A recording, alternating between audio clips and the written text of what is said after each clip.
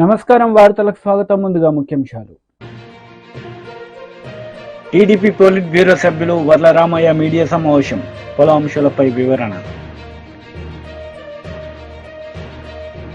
Botsa Satyanarayana press meet, పలు అంశాలపై వివరణ.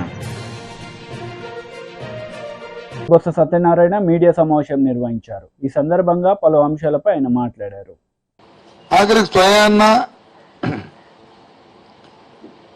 నేను పార్టీకి రాజీనామా చేస్తున్నట్టు లేఖను కూడా సృష్టించింది.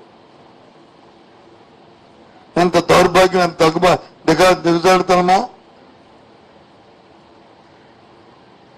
దీన్ని బట్టి తెలుస్తుంది. లేఖ బట్టి తెలుస్తుంది ఏ స్థాయికి తెలుగుదేశం పార్టీ కూటమి దిగజారింది అనడానికి ఇది పరాకాష్ట.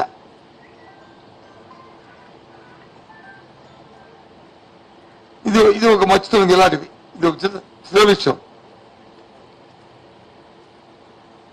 అంటే ఏదో విధంగా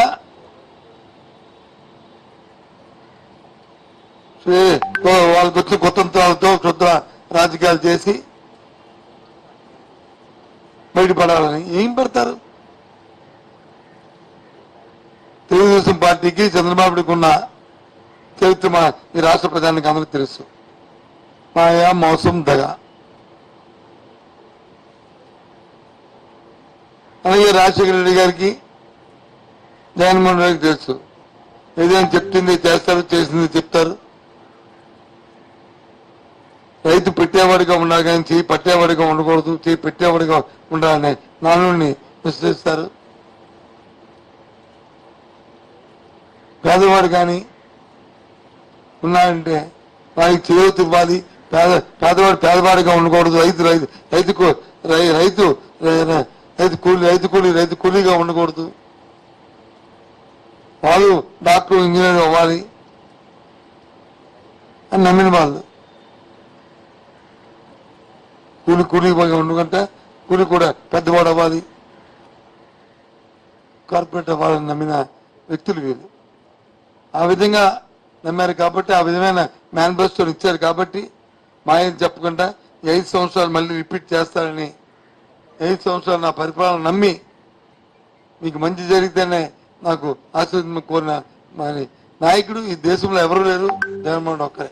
కాబట్టే ఆయన మళ్ళీ ఇంత పెద్ద ఎత్తున ఆయన ఆశీర్వదించిన ఆ తల్లులకి, మహిళామణులకి, సోదరులకి, అన్నలకి, తమ్ముళ్ళకి అందరికీ కూడా మరొకసారి కృతజ్ఞతలు చెప్తూ, ఇదే విధంగా మా పార్టీ కార్యకర్తలందరూ ఉన్న వాళ్ళందరూ కూడా చాలా మంది చెప్పారు, సచివాలయం వ్యవస్థ పెట్టారు, కార్యకర్తలకు విలువ లేకుండా చేశారు అని. సచివాలయం వ్యవస్థ పెట్టింది అవినీతి రూపం. కార్యకర్త ఎప్పుడు కూడా నాయకుడి గుండెల్లో, పార్టీ గుండెల్లో ఉంటాడు. ఏదైతే జన్మభూమి కమిటీ లాంటి అవినీతి ఏవైతుందో అలాంటివి లేకుండా ఉండడానికి సచివాలయం వ్యవస్థ, మరి ఏదైతే పూజ్య బాపూజీ కళ్ళ కన్నా గ్రామ స్వరాజ్యం గుమ్మం ముందే పరిపాలన ఉండాలని కోరుకున్నారో ఆ వ్యవస్థ అది బాగా మా కార్యకర్తలు అందరూ కూడా అర్థం చేసుకున్నారు. వాలంటరీ వ్యవస్థ ఎంత దిగ్విజయంగా జరిగిందో మన కరోనా వచ్చినప్పుడు కానీ, తర్వాత జరుగుతున్న కార్యక్రమాలు కానీ ఏ విధంగా 100% దేశానికి అది కులమానికిగా దిక్సూచిగా ఉన్నదో వాలంటరీ వ్యవస్థ, వాళ్ళందరూ కూడా ఈ రాష్ట్రం సంక్షేమ అభివృద్ధిలో పాల్పంచుకోవడం చాలా సంతోషం. వాళ్ళందరూ కూడా ఏ ప్రాబ్లం లేకుండా ఈ కార్యక్రమాలు చేశారు. ఎన్నోళ్ళకి చూసిన ప్రయత్నం చేశారు, దౌర్జన్యాలు చేయడానికి చూశారు. మీ సమయం పాటించాం. మా కార్యకర్తలకు మేము ఇన్ఫార్మ్ చేస్తాం. మేము అందరికీ. BJP MP Laxman press meet నిర్వహించారు. ఈ సందర్భంగా ఇరు పార్టీలపై ఆయన మండిపడ్డారు. నీళ్ళ విడిచి సాము చేసిన ప్రజలు ఉచితాలను, గ్యారెంటీలను నమ్మలేదు. రైతుల రుణమాఫీ డిసెంబర్ 9 అని చెప్పి ఆగస్టుకు వాయిదా వేసి అన్ని దేవుళ్ళ మీద ఒట్లు పెట్టిన ప్రజలు దాన్ని పరిగణలోకి తీసుకోలేదు. అల్లవిగాని హామీలు ఇస్తున్నాడని ఈ రాష్ట్రం పూర్తిగా మరి అప్పుల ఊపిలోకి నెట్టబడి ఉన్నటువంటి విషయాన్ని తెలుసుకొని కూడా మరి ఇచ్చిన హామీలు ఏ రకంగా అమలు చేస్తారనే దాని మీద ఎక్కడ కూడా స్పష్టత లేదు. ఈ 6 గ్యారెంటీలు అమలు కావాలంటే 2 లక్షల కోట్లు, అంటే అప్పుల మీద అప్పులు చేసి అప్పుల మీద వడ్డీ కట్టడానికే ఇవాళ కొత్తగా అప్పులు ఈ ప్రభుత్వం యోజన చేస్తుంది తప్పితే అప్పు తెస్తే కానీ జీతాలు ఇవ్వలేని దుస్థితి ఈ రాష్ట్రంలో. ఆనాడు కేసీఆర్ గారు అప్పు చేసి పప్పుకూడు చందంగా వ్యవహరిస్తే ఇప్పుడు రేవంత్ రెడ్డి గారు కూడా అదే బాటలో నడుస్తూ ప్రభుత్వం ఏర్పడిన 5 నెలల్లోనే 16,000 కోట్లు అప్పులు చేసి ఈ రాష్ట్రాన్ని అప్పుల కుప్పగా మార్చి కాంగ్రెస్ అసలు ఈ రాష్ట్రాన్ని ఏమి చేయదలుచుకున్నదో, కొత్తగా ఏర్పడిన రాష్ట్రము తెలంగాణ రాష్ట్రం ఏర్పడితే మరి గుజరాత్తో పోటీ పడేటువంటి అవకాశాలు ఉన్నప్పటికీ కూడా వీళ్ళ యొక్క అనాలోచితమైనటువంటి చర్యల వల్ల కేవలం ఓట్ల కోసం ఈ తెలంగాణ రాష్ట్ర అభివృద్ధిని పన్నంగా పెట్టి రాష్ట్ర ఆర్థిక వ్యవస్థను బలోపేతం చేయకుండా దానికి కావాల్సినటువంటి నిర్ణయాలు ఏమీ తీసుకోకుండా ఖజానాపై భారం పడే విధంగా అప్పులు పెరిగేలా నిర్ణయాలు తీసుకుంటున్నారు. రాష్ట్రాన్ని కాంగ్రెస్ పార్టీ పెను సంక్షోభంలోకి పురమానంలోకి నెట్టబోతా ఉన్నది. పూర్తిగా అభివృద్ధిని పనంగా పెట్టేసి వీళ్ళ యొక్క నిర్వాహకం వల్ల ప్రాజెక్టులు కానీ సంక్షేమ కార్యక్రమాలు కానీ నిధులు కల్పించలేని దుస్థితి ఇవాళ స్పష్టంగా మనం చూస్తా ఉన్నాం. విద్యుత్ కోత ఈ పాటికే ఈ 5 నెలల పాలనలోనే ప్రజలు చవి చూస్తూ ఉన్నారు. మరోవైపు నీటి కొరత, అదే రకంగా సాగునీటి రంగాలపై ఒక స్పష్టత లేకపోవడం, సాగునీటి ప్రాజెక్టుల విషయంలో కూడా అవినీతి గురించి మాట్లాడిన కాళేశ్వరం మీద ఇంతవరకు మరి ఎటువంటి చర్యలపైన ముందడుగు వేయకపోవడం, ధరణి మీద చేసినటువంటి మీ యొక్క మరి ఆరోపణలు, ఆ ధరణి సమస్యలు పరిష్కారం చేసేదానికి కూడా ఒక్క అడుగు కూడా ఆ దిశలో ముందుకు వేయకపోగా పైపెచ్చు ఆ ధరణిలో పాల్పడ్డ అవినీతి పరులను కాంగ్రెస్ చేర్చుకొని పునీతులుగా మార్చేస్తూ ఆ యొక్క ధరణిని కూడా అటకెక్కించే పరిస్థితి. మద్దతు ధర 500 బోనస్సు, మరి ఇవాళ చూసినట్టయితే కొనుగోలు కేంద్రాల వద్ద ధాన్యపు రాసులు పోగుపడుతున్న ఇవాళ కొనుగోలు కూడా ప్రభుత్వం సరిగా చేయలేకపోవడం. ఇక బీఆర్ఎస్ గురించి అది చచ్చిన పాము, ఎంత వారు జాకి బట్టి లేపాలని ఆ యొక్క మరి కారు ప్రయత్నం చేసినా కారు గ్యారేజ్ నుంచి బయటకు వచ్చే పరిస్థితి లేదు. స్క్రాప్లో కూడా ఇవాళ అమ్మే పరిస్థితి కూడా లేకపోతుంది. కాబట్టి వీరు ఎంత డబ్బు ఖర్చు పెట్టినా కుప్పిగింతలేసినా ఒక్క సీటు కూడా గెలిచే పరిస్థితి ఈ రాష్ట్రంలో మరి ప్రస్తుత పరిణామాలు స్పష్టం చేస్తూ ఉన్నాయి. ఎందుకంటే ప్రజలు కూడా 10 ఏళ్ళు మోసపోయినాం ఈ కుటుంబం పట్ల. కేసీఆర్, కేటీఆర్, హరీష్ రావు, కవిత వారి నిర్వాహకం వల్ల రాష్ట్రం అధోగతి పాలైందని, అందుకనే వారు మరి ఈ యొక్క ఎన్నికల్లో కనీసమైనటువంటి ఒక్క సీటు కూడా గెలవకుండా డిపాజిట్లు దక్కించుకోవడమే గగనంగా మారిన పరిస్థితి. అందుకనే టీడీపీ పోలిట్ బ్యూరో సభ్యులు వర్ల రామయ్య మీడియా సమావేశం నిర్వహించారు. ఈ సందర్భంగా సీఎం జగన్ రెడ్డిపై మండిపడ్డారు. ఉత్తేజితులైనారు, ఈ మహాయజ్ఞంలో పాలు పంచుకోవాలని నిర్ణయం తీసుకున్నారనేది అర్థమైంది. అందుకే మీ అందరికి కూడా కూటమి తరఫున చేతులెత్తి నమస్కారం చేయాలనే ఉద్దేశంతో ఈ రోజున మా 3 పార్టీలు మీ ముందుకు వచ్చి మీకు కృతజ్ఞతలు తెలియజేస్తున్నాం. ఆశ పెట్టారు, ఆశపడలేదు. మీరు ప్రలోభ పెట్టారు, ప్రలోభ పడలేదు. మీరు భయపెట్టారు, మిమ్మల్ని భయపడలేదు. మీరు కర్రలతో కొట్టారు మిమ్మల్ని, అయినా క్యూలో నుంచి బయటకు వెళ్ళలేదు. రాళ్ళు విసిరారు మీ మీద, రక్తం కారుతుంది మీకు, అయినా కూడా క్యూలు వదిలి వెళ్లకుండా ఓటు అక్కడ వేసి ఓటనే ఆయుధంతో వాళ్లకు బుద్ధి చెప్పేంత వరకు కూడా మీరు అంత మనోనిశ్చలతోటి మనోనిబ్బరంతో బాధలను కూడా దిగమింగి మీరు ఉన్న విధానం బహుదా ప్రశంసనీయమని చెప్పి కూడా మేము తెలియజేస్తూ మీ అందరికి కూడా కృతజ్ఞతలు చెప్పాలి, మీ అందరిని కూడా అభినందించాలి.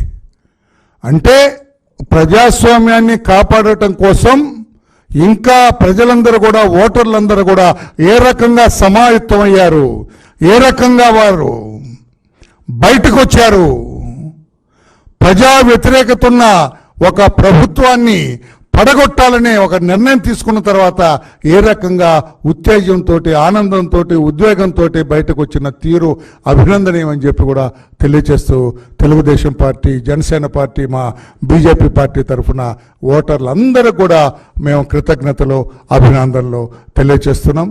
మీరు చేసిన ఈ తెగువ, మీరు చూపించిన ఈ ధైర్యం, ఇన్ని బాధలకు, ఇన్ని అవరోధాలకు, ఇన్ని ఆటంకాలకు కూడా ఎదురొడ్డి మీరు పోలింగ్ బూత్కు వచ్చిన పరుగులు తీసిన విధానం అభినందనీయం అని చెప్పి కూడా తెలియజేస్తూ మీ అందరి కృతజ్ఞతలు తెలియజేస్తూ జనసేన పార్టీ నుంచి ఆ పార్టీ పెద్దలు శ్రీ చిల్లపల్లి నాగేశ్వరరావు గారు మాట్లాడతారు. చిల్లపల్లి శ్రీనివాసరావు గారు మాట్లాడతారు. ఆంధ్ర రాష్ట్ర ప్రజలందరికీ మా జనసేన పార్టీ తరపున, తెలుగుదేశం పార్టీ తరపున, అలాగే భారతీయ జనతా పార్టీ తరపున ప్రత్యేక కృతజ్ఞతలు, ధన్యవాదాలు తెలుపుతా ఉన్నాం. దేనికంటే నిన్న జరిగిన ఎలక్షన్ ఒక మంచికి చెడుకి జరిగిన ఎలక్షన్లో మీరందరూ కూడా మంచి వైపు నిలబడి ఎటువంటి అవాంతరాలు ఎదురైనా కూడా ఎటువంటి ప్రలోభాలకి లోను కాకుండా మీరంతా ధర్మం వైపు నిలబడి మంచి విజయాన్ని సాధించే దిశగా మీరంతా నిలబడినందుకు ప్రత్యేకంగా మీ అందరికీ కూడా ప్రత్యేక ధన్యవాదాలు చెప్తా ఉన్నాం. దేనికంటే ఒక అరాచక పాలనని ముగింపు పలకటానికి ఏదైతే Telugu Desam party, Janasena party, BJP party పొత్తు పెట్టుకొని ఒక ఎన్డీఏ గవర్నమెంట్ ఫామ్ చేసే దిశగా ఈ రోజున ఆంధ్ర రాష్ట్రంలో వెళ్తూ ఉందో దానికి మీరు లక్షలాది మంది, కోట్లాది మంది మీరు ఒక మద్దతు తెలపటం నిన్న జరిగిన ఓటింగే నిదర్శనం. దేనికంటే మంగళగిరిలో నేను ఉదయం 7 గంటలకు వెళ్తే ఇందాక రామయ్యన్న చెప్పినట్లు 7 గంటలకే బారులు తీరున్నారు. ఈవీఎంలు ఇంకా సెట్ కూడా చేసుకోకుండా వాళ్ళు ఇంకా పెట్టండి అని చెప్పి ప్రజల నుంచి ఎంత ఇదిగా వాళ్ళ రిక్వెస్ట్లు వచ్చినాయంటే 2 గంటలు, 3 గంటలు, 5 గంటలు కూడా నిలబడి ఓటింగ్ వేసిన పరిస్థితి. ఇంత ఉత్తేజంగా నిన్న కొన్ని చోట్ల గొడవలు సృష్టించినా కానీ కావాలని 4-5 ఆ టైంలో ఓటింగ్ పెరిగిపోతుంది, పర్సంటేజ్ పెరిగిపోతుంది, ఎక్కడో ఇదైపోతామని చెప్పి వాళ్ళు విచక్షణ కోల్పోయి ప్రవర్తించినా కానీ ఓట్లు మీరంతా కూడా నిలబడి ఓటు వేసినందుకు ఒక మంచి వైపు, ధర్మాన్ని వైపు మీరు చేయటం నిజంగా మా చాలా సంతోషం అనిపించింది. అందుకే ప్రత్యేకంగా మీకు ధన్యవాదాలు చెప్తా ఉన్నాం. అలాగే మా పార్టీ తరఫున కార్యకర్తలు, నాయకులు, అలాగే తెలుగుదేశం పార్టీ తరఫున కార్యకర్తలు, నాయకులు, అలాగే బీజేపీ తరఫున కార్యకర్తలు, నాయకులు కూడా అసలు ఉమ్మడిగా ఎక్కడా కూడా ఎటువంటి ఇది లేకుండా కలిసిమెలిసి రాష్ట్రంలో ఒక మంచి వైపు ప్రయాణించాలని చెప్పి మా నాయకులు, కార్యకర్తలంతా కూడా నిలబడినందుకు వారికి కూడా ఈ సభాముఖంగా వారికి కూడా ప్రత్యేక ధన్యవాదాలు తెలుపుతున్నాను. Thank you. బీజేపీ నుంచి పెద్దలు, సీనియర్ నాయకులు శ్రీ దినకర్ గారు. ప్రింట్ అండ్ ఎలక్ట్రానిక్ మీడియా మిత్రులకి నమస్కారాలు తెలియజేస్తూ, నిన్న జరిగినటువంటి ఎన్నికలు, అసెంబ్లీ మరియు పార్లమెంట్ ఎన్నికల్లో యావత్ ఆంధ్రప్రదేశ్లో యువకులు, యువతులు, స్త్రీలు, పురుషులు అన్ని వర్గాలకి చెందిన అన్ని ప్రాంతాల్లో ఉండేటటువంటి ప్రజలందరూ కూడా ఏకోన్ముఖంగా ఉదయం 7 గంటల నుంచి రాత్రి 11-11:30 అయ్యే వరకు కూడా ఎంతో ఓపికతోటి ఈ యొక్క దుష్ట దుహంకార అవినీతి ప్రభుత్వాన్ని నడుపుతున్న జగన్మోహన్ రెడ్డి పాలనకి చరమగీతం పాడాలి అనేటటువంటి ఉద్దేశంతో మొక్కవోని ఆత్మవిశ్వాసంతో ప్రజలందరూ కూడా సజ్జల రామకృష్ణారెడ్డి మీడియా సమావేశం నిర్వహించారు. ఈ సందర్భంగా ఆయన మాట్లాడారు. గుంటూరు వెస్ట్, వినుకొండ, సత్యనపల్లి, అద్దంకి, పొన్నూరు, అమలాపురం ఇవి మా దృష్టికి కొన్ని వచ్చినాయి. ఈ దాదాపు ఇవి ఇక్కడంతా కూడా రిగ్గింగ్కు పాల్పడ్డారు. తెలుగుదేశం మూకలు అడ్డంగా ఈవీఎంలు పగలగొట్టారు చాలా చోట్ల. వీటి మీద కంప్లైంట్లు ఇచ్చాం. దాదాపు 80 పైగా ఈ ఒక్కరోజే వీళ్ళ దుశ్చర్యలన్నీ ఈసీకి కంప్లైంట్లు ఇచ్చాం. సరే, చర్యలు ఏమున్నా రికార్డు అయితే అవన్నీ మొత్తం మీద ఇప్పటికీ ఇంకా క్యూలు ఉన్నాయి. అండ్ జూన్ 4వ తేదీ ఫలితాలు వచ్చే వరకు అందరం వేచి ఉన్నాం. ఈరోజు ముఖ్యంగా ప్రజలకు కృతజ్ఞతలు. వైఎస్ఆర్ కాంగ్రెస్ పార్టీ తరఫున, జగన్మోహన్ రెడ్డి గారి తరఫున ఓటర్లకు, ఏ అట్టడుగు వర్గాలైతే మాకు అండగా, వైఎస్ఆర్ కాంగ్రెస్ పార్టీకి అండగా ఉన్నాయో గతంలోనూ ఇప్పుడు కూడా, ఎవరి కోసమైతే జగన్మోహన్ రెడ్డి గారు పాటుపడుతున్నారో సంక్షేమం అభివృద్ధి కోసం, వాళ్ళంతా కూడా జగనన్నతో మేము ఉన్నామని ఈరోజు ఓటింగ్కు పెద్ద ఎత్తున రావడం ద్వారా తమ అభిమానాన్ని చాటుకునేందుకు అందరికీ కూడా కృతజ్ఞతలు. మా వైపు నుంచి పూర్తిగా కార్యకర్తలు క్షేత్రస్థాయిలో, అటువైపు నుంచి ఎంత రెచ్చగొట్టే చర్యలున్నా ప్రశాంతంగా సంయమనంతో పనిచేసిన క్షేత్రస్థాయి కార్యకర్తలకు, నాయకులకు అందరికి కూడా ధన్యవాదాలు కూడా చెప్తున్నాం. Thank you.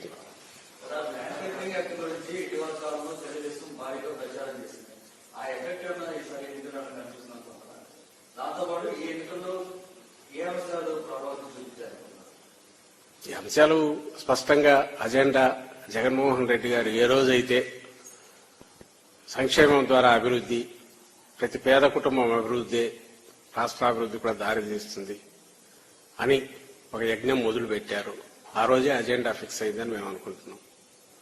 ఆ రోజు నుంచి ఈ రోజు వరకు జరిగినదంతా కూడా దాని కొనసాగింపు.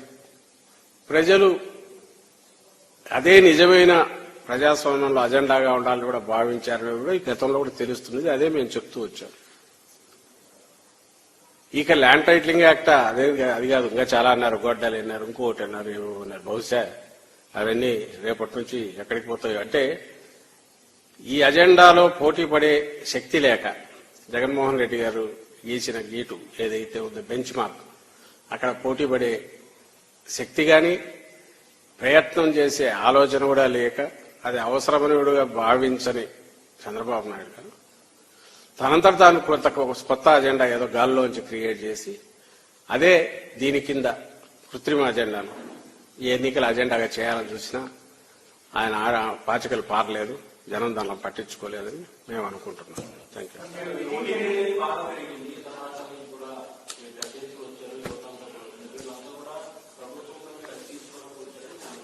అనుకోవచ్చు, ఎవరి ఇంటర్ప్రిటేషన్ అన్నా ఎలాగైనా. నేను అదే చెప్తున్నా కదా, ఈరోజు జరిగిన ఓటింగ్ సరళి చూస్తే ఏ రకంగా అనుకోవచ్చు. అయితే నేను ఇంతకుముందు అన్నట్టు అక్కడ బాగా అత్యుత్సాహంగా పాల్గొన్న వాళ్ళలో యువత కూడా ఉన్నారు, మహిళలు ఉన్నారు. ముఖ్యంగా పేద వర్గాలన్నీ పూర్తిగా ఉత్సాహంగా గంటల తరబడి నిరీక్షించి కూడా వచ్చారు. ప్రజలు ఉన్నారు. ఈ అజెండా ప్రజల కోసం పనికొచ్చే అజెండా అయినప్పుడు దాన్ని అభిమానించే వాళ్ళు అన్ని వర్గాల్లో ఉంటారు. యువత మాత్రం జగన్మోహన్ రెడ్డి గారిని అభిమానించాలని ఎందుకు అనుకుంటున్నారు? అసలు యువత లేకుండా జగన్మోహన్ రెడ్డి గారిని చూసేదే యువతను ఐకాన్ లాగా చూస్తారు. వాళ్ళకు అనుకున్నారు యువతలో లేరు, ఇంకోరులో లేరని. అలాగే వచ్చిన వాళ్ళందరూ మాకే వేసారని ఆయన చంద్రబాబు నాయుడు గారు అనుకున్నా అభ్యంతరంలా. ఎందుకంటే మేము అనుకున్నా, వాళ్ళు అనుకున్నా ఇప్పుడు ఇమీడియట్ చేయగలిగేది ఏం లేదు. జూన్ 4 వరకు వెయిట్ చేయక తప్పదు. కానీ సరళిని చూస్తే మాకు అనిపించింది చెప్పాం. ఈరోజు మా ఉదయం నుంచి సాయంత్రం వరకు అదంతా అబద్దమని ఆయన అంటే అనుకోవచ్చు చంద్రబాబు నాయుడు. వాళ్ళందరూ ఆయనకే వేశారని అనుకుంటే అనుకోవచ్చు. అంతా జూన్ 4కు తెలిసిపోతుంది కదా, తొందర ఎందుకు? మాకు అనిపించింది మేము చెప్పాము.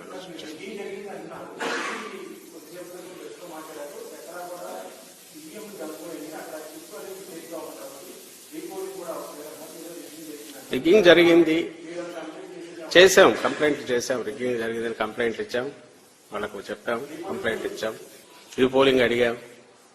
ఇంకా తర్వాత ఎలక్షన్ కమిషన్ అది ఇండిపెండెంట్ వాళ్ళ డెసిషన్ ఏదైనా వాళ్ళు తీసుకునే కాల్ తీసుకుంటారు. మా వైపు నుంచి కంప్లైంట్ ఇచ్చాము, మీడియాలో కూడా వచ్చాయి, అండ్ దానికి అవసరమైన ఆధారాలు కూడా ఉన్నాయి. మొత్తం నేనైతే ఇంకా ఎగ్జాక్ట్ గా పూర్తి డీటెయిల్స్ లేకపోలేదు. తర్వాత స్టేట్మెంట్ రూపంలో అన్ని పంపిస్తాం. దాదాపు 80 పైగా ఇచ్చినట్టున్నాం నాకు తెలిసి కంప్లైంట్లు. ఈరోజు 80 పైన ఇచ్చినట్టున్నాం. అన్ని కూడా ఆధారాలతో ఉన్నవి, అన్ని మాకు వచ్చినవి, మీడియాలో రిపోర్ట్ అయినవి కూడా ఉన్నాయి అంతే కూడా. సో అందులో ఇవి కూడా ఉన్నాయి, రిగ్గింగ్ జరిగిన వీటిని కూడా పెట్టారు. Thank you.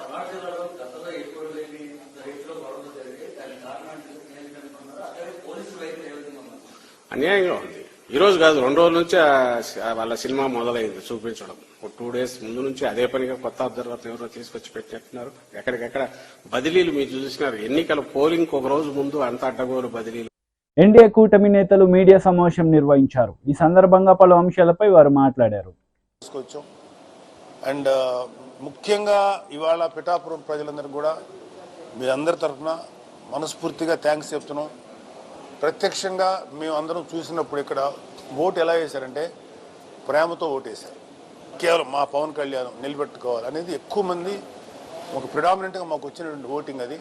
సో నేను ఆ విషయంలో పిఠాపురం ప్రజలకి మా ప్రెసిడెంట్ గారి తరఫున మనస్ఫూర్తిగా కృతజ్ఞతలు చెప్తున్నాను. ప్రేమతో ఓటేశారు. సో ఆ విధంగా పిఠాపురం ప్రజల యొక్క ప్రేమను మేము ఎలా అయినా సరే వాళ్ళకి ఎంతైనా బాగా చేయాలనేది ఇంకా బాధ్యత పెరిగింది. మేము ఒకటే చెప్తాం, పిఠాపురం ప్రజానికం మమ్మల్ని నిండు మనసుతో మా అధ్యక్షుడు పవన్ కళ్యాణ్ గారిని ఆశీర్వదించారు. సార్ ఎప్పుడైతే ఇక్కడ డిక్లేర్ చేశాడో సార్ యొక్క విజయం ఆ రోజే నిర్ణయం అయిపోయింది.